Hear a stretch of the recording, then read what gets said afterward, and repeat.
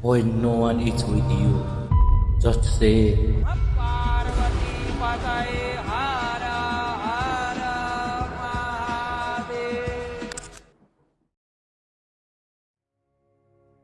प्रकृतिले नेपाललाई दिएको अमूल्य उपहारहरूमध्ये एक हो भैरवकुण्ड।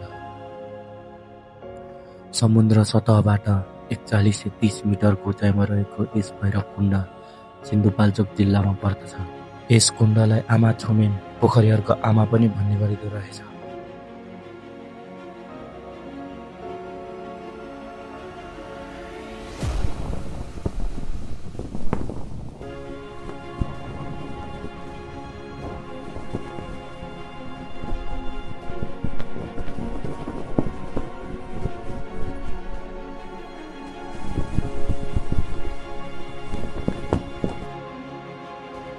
यति सुन्दर ठाउँमा आउन सजिलो छैन। निकै कठिनाइहरू झेल्दै आउनुपर्छ, तर असम्भव भने छैन।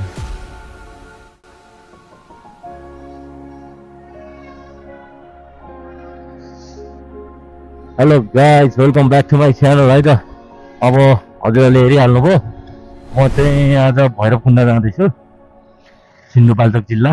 यहाँबाट लगभग एल्टिट्युड चाहिँ त्यस्तै 4200 मिटरको हाइटमा रहेछ। सोलो राइड हान्दैछु यहाँबाट।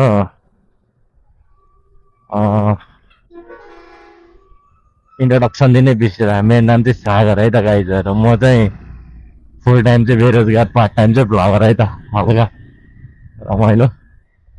बिहान 8 बजेतिर हिँडेको थियो उता काठमाडौँबाट।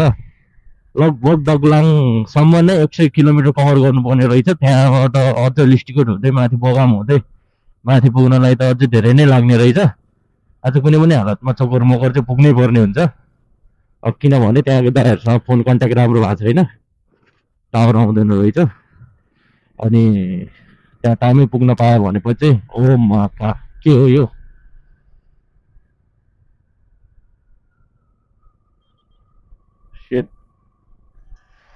के गर्छ गाडीले। त्यहाँदेखि चक्करमको टाइमै पुग्न पायो भने चाहिँ बस्न खानलाई राम्रो व्यवस्था हुन्थ्यो कि भन्ने कुरा हो।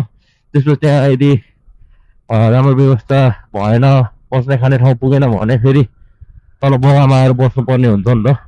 त्यो भएर चाहिँ टाइममै चक्कर मकर पुग्नुपर्ने हुन्छ। तुफान अब अझै जाने हुन्थ्यो होला। त्यो के सर्कल बाटो भनेर भित्रभित्रै भक्तपुरको भित्रभित्रै म्याप हेर्दै हिँडेँ। लास्टमा त झन् सबभन्दा लङ रुट परेको त्यो नै। त्यही भएर अलिकति ढिलो भएको अवस्था। सोलो राइड गर्नुको मजा बेग्लै हुन्छ। म, मेरो बाइक र मेरो सपना आज कुनै पनि हालतमा चक्कर मकर पुग्नै पर्छ। आजसम्म मलाई यो बाइकले धेरै साथ दिएको छ। आज पनि अन्तिमसम्म साथ दिनेछ। अरूले जसरी बिच बाटोमै साथ छोड्ने छैन।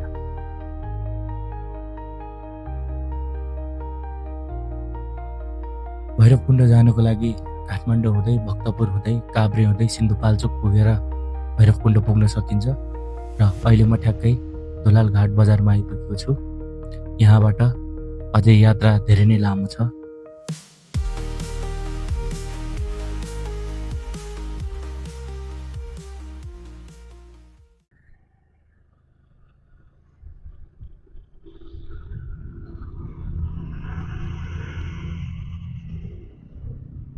झन्डै सरी गाइज, मेरै गल्ती हो।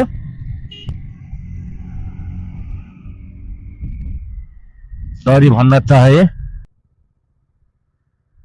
ओहो, घुम्तीमा त के उठे गर्नु है। गाडी पनि घरभन्दा ठुलो यार, अगाडि केही छैन। के छ त, यस्तो खाली खाली ठाउँमा त उठे गर्नुपर्ने हुन्छ यार, नत्र त अहिलेको जस्तै हुन्छ। मेरो म्याप घुम्दैन त किन हो। अरे यार वाह, अब 15 कसले लगाइदिने, मैले 15 लाउनु पर्ने हुन्छ गाइस। एकछिन भए पनि। ओहो, मौत को छुके टक से वापस आया हो। वाह, कमले बोला।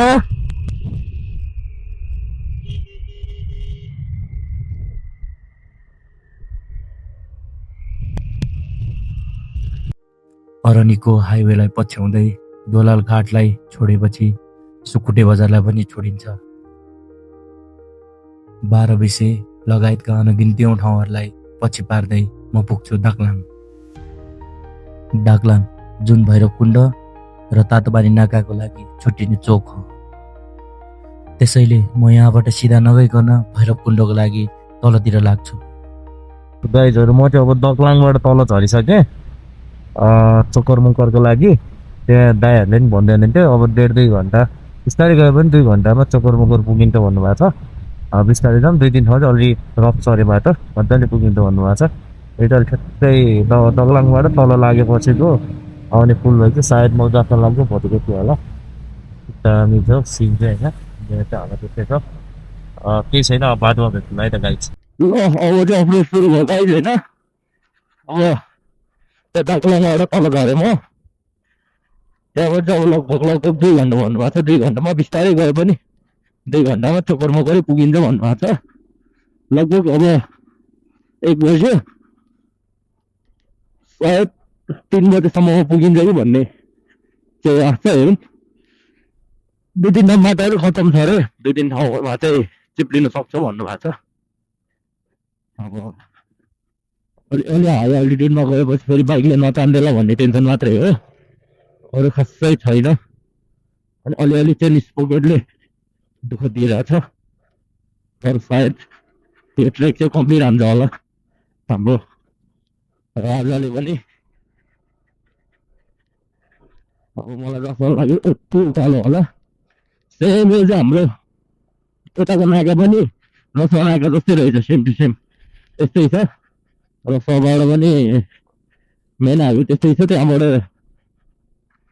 गाउँमा जाने रोडहरू यस्तै छ। अनि भिरपाखा यस्तै, मलाई त त्यो हाम्रो रसुवाबारीको जस्तो फिल भइरहेछ कि हल्का धुलो खाएको अवस्था। कहाँ छ त्यहाँ साइड पुग्ला।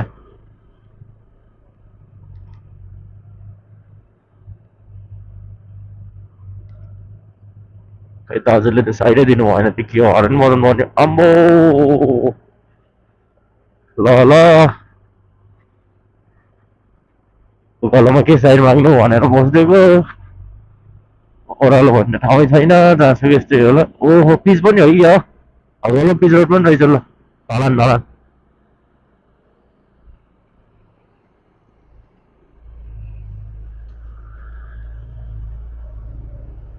धन्यवाद। यो धुलोमा त फेरि सुतिन्छ त खतरा पाराले, विचार पुऱ्याइएन भन्दा। वाह बाटो बन्द छ।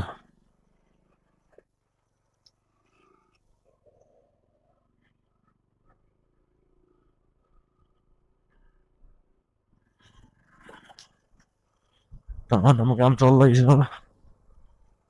ओके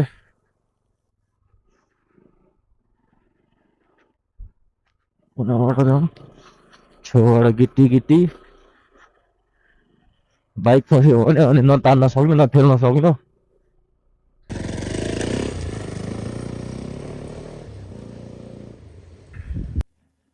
आमा बाउको आशीर्वाद लस्सो।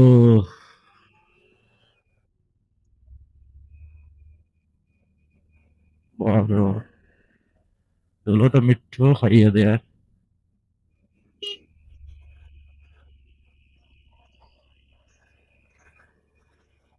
साइडै दिँदैन, हल्का पेल्लेको अवस्था सोल्टीले।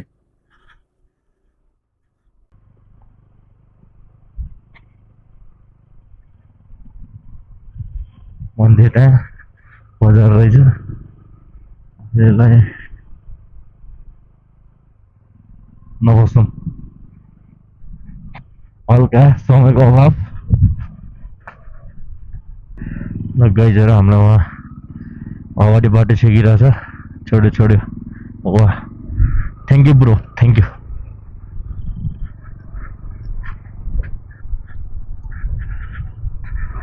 यस्तो दामी जङ्गलको बाटो चिल्ल्याक्स गरेर ल्याएर म बाटो छेकिदिएर सम्धिले तनावतिर भने एकछिन त। अरे अर्को भने पो छ त यार।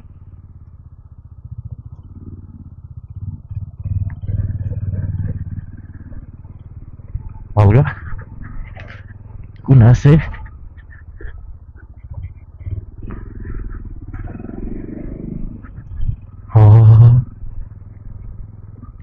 वाउ भेरी डेन्जरस लडाको है क्या सिँगै हातेको त सम्धिको त अरे यसको त खतरा छ त के हो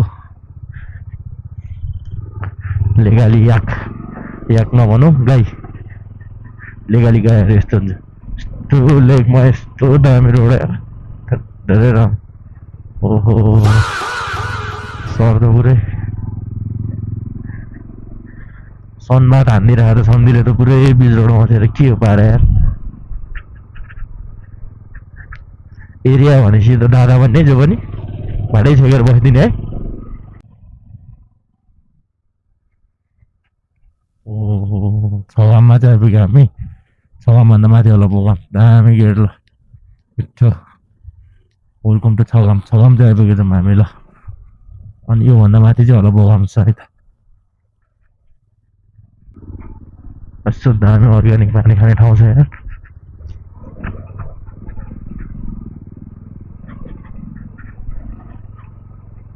राम्रो गएर चाहिँ राम्रो भएर रहेछ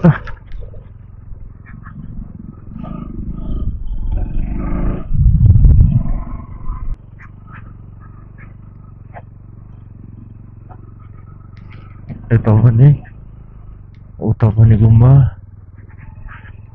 गाउँ पनि दामी ल सही हो यही हो बगाम चाहिँ होला यहाँबाट हामी माथि लाग्नुपर्ने हुन्छ यहाँ नबसौँ होला यदि केही गरी मैले यसो टाइममा आउनुको कारण चाहिँ टाइममा आइपुग्यो भन्ने चाहिँ के हुन्छ भने चाहिँ यहाँबाट हामी माथि चक्करमक्कर जाँदाखेरि यदि त्यहाँ बस्ने बासहरू पाएन भने चाहिँ टाइममै यहाँ फर्किनु पायो नि त बगाममा त इनफ रहेछ गाउँ पुरै होल टोटल गाउँै होमस्टे रहेछ त्यही भएर टाइममै हिँड्नुपर्छ भनेर हिँडेको लगभग 2:30 भयो 3 बजी त पुग्छ कि गफ यार सही यो गाउँ चाहिँ दामी ल मिठो बगाम ओके यहाँबाट माथि हामी चाहिँ माथि अब हाइटमा लाग्न थाल्यो बाइक धेरै हिट हुन थाल्यो खुला चलेको चल्दैछ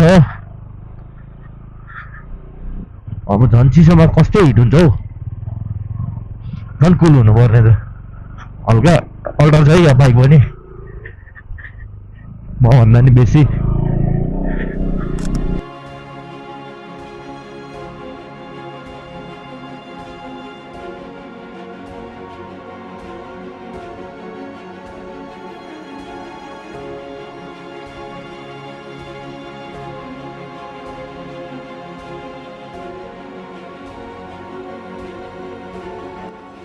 बगामबाट यात्रा चोकर मोकरको लागि सुरु भयो र यसपछिको भिडियोमा समस्या आएको कारणले रेकर्डै गर्न पाइनँ सबै जङ्गलको बाटो एक्लै दुःख कष्ट गर्दै पार गर्दै गर्दै म चोकर मोकर पुगेँ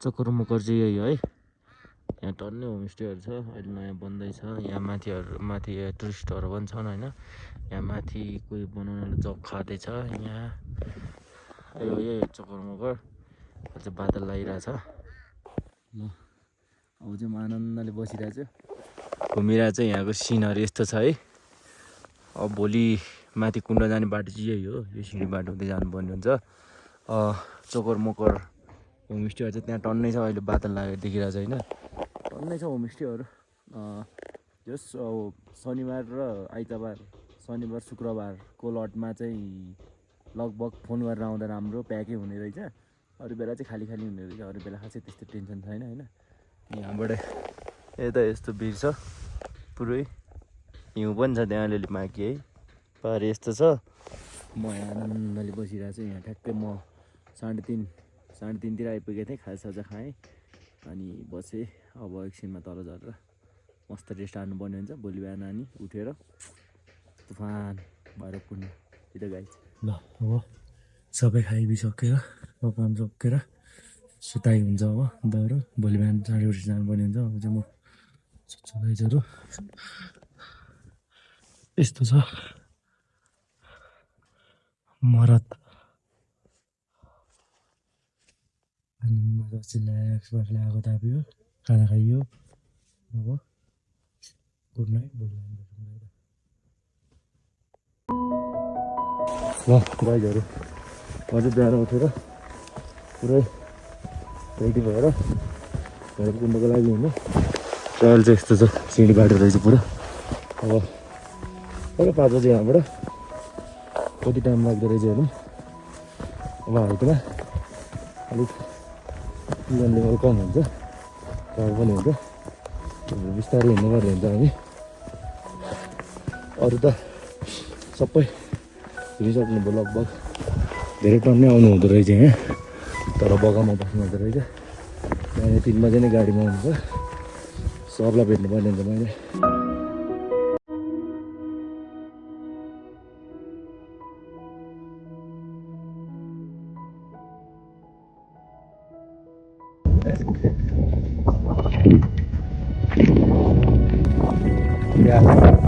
यहाँ त मान्छेहरू आइसक्नु रहेछ आज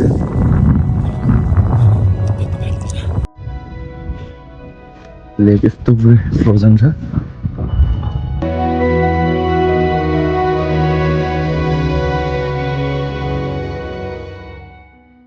भगवान शिवजी तपोभूमि कैलाश जाने क्रममा यहाँ बास बस्नु भएको कारणले धार्मिक मान्यता पनि धेरै रहेको पाइन्छ मैले पनि यहाँ धूपबत्ती बालेर खाता चढाएर आफ्नो धार्मिक आस्था पुरा गरेको छु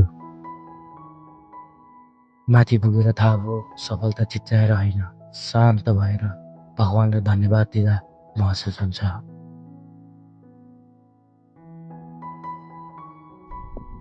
लगाइछ म अहिले आइपुगेँ भैरव कुण्ड ठ्याक्कै यहाँ कुण्डको अवस्था यस्तो छ फ्रोजन छ पुरै अनि त्यहाँ मान्छेहरू पनि आइसक्नु भएको छ पुरै रमाइलो गरिरहनु भएको छ अनि यहाँ सनराइज हुँदैछ तर म चाहिँ माथितिर लाग्दैछु किनभने मलाई चाहिन्छ हाइट मलाई चाहिन्छ पिक म अब चढ्दैछु अलिकति डाँडामा गएर बस्छु होला एकछिन दामी भ्यू आउँछ कि भन्ने होपले चढ्दैछु म यता यस्तो छ यता पनि पुरै त्यता पारि चाहिँ हाम्रो हिमाल के गौरीशङ्कर हिमाल भने के भन्नुभएको थियो म चाहिँ माथि लाग्दैछु एकदम बबाल वाइल्ड रमाइलो ठाउँ रहेछ चिसो पनि दामी मिठो हातले त कामै गर्दैन जस्तो भइरहेछ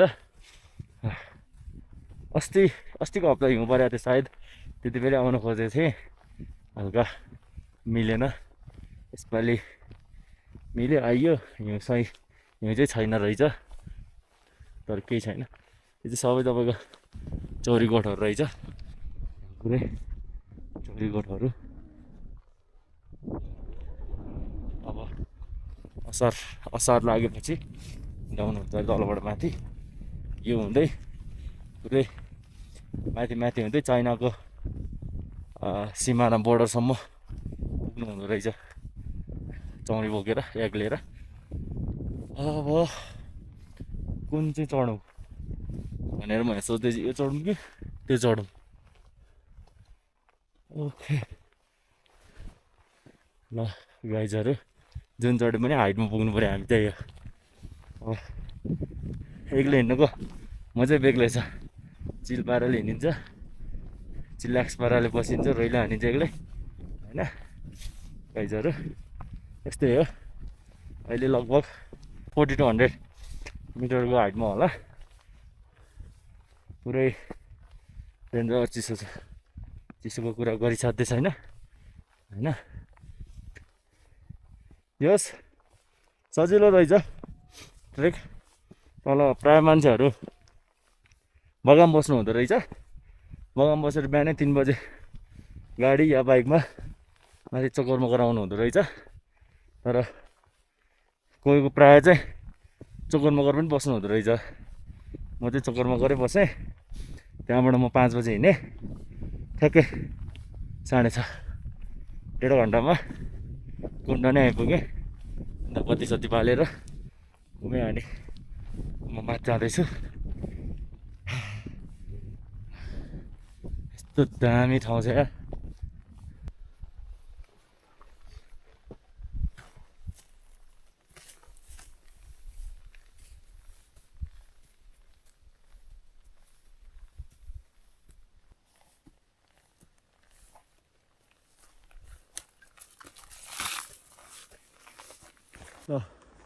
गाइजहरू लाइफ ड्यामेज। म चाहिँ भैरवकुण्डभन्दा लगभग आधी घन्टा पौने घन्टा हिँडेर माथि आएँ डाँडामा। यहाँ भैरवकुण्ड त उत्कृष्टै छ, बवालै छ होइन। तर यहाँ माथि आउनुको कारण चाहिँ के हो भने यो है गाइजहरू, यो चाहिँ पक्कै चाइनापट्टिको हिमालहरूलाई मलाई जहाँसम्म लाग्छ। अब यहाँ चाहिँ सिन यस्तो छ, बवाल बवाल गाइज। एक्लै छु रिल्याक्स पाराले।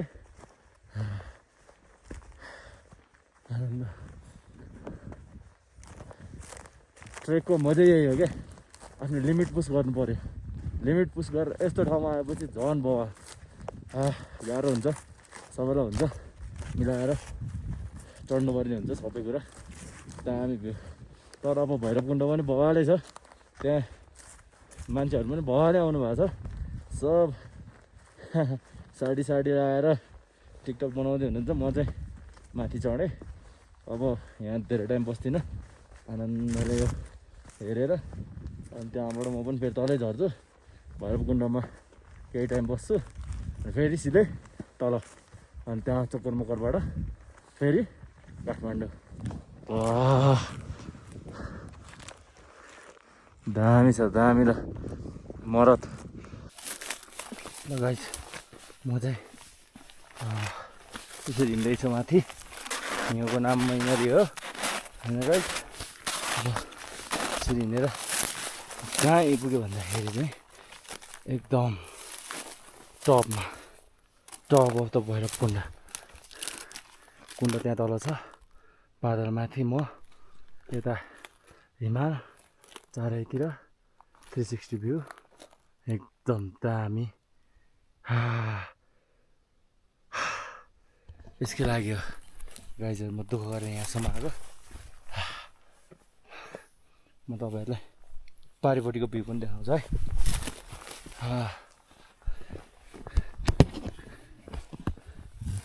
त्यसमा नलाउँ एकछिनलाई। यहाँबाट चाहिँ लगभग 360 फुल एरियाकै 360 देख्दो रहेछ। लास्ट गाह्रो, सास फेर्न चाहिँ गाह्रो हुन्छ गाइजहरू, किनभने अक्सिजन लेभल कम हुन्छ हाइटमा। लेक लाग्न सक्छ, सेफ भएर आउनु पऱ्यो।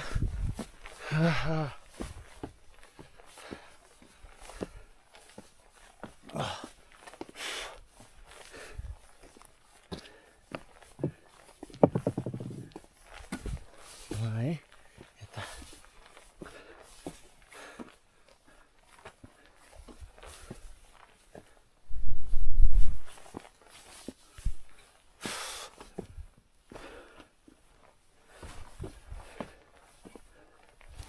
हो ल,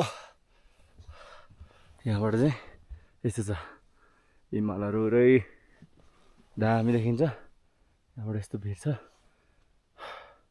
लड्यो भने सक्यो। तल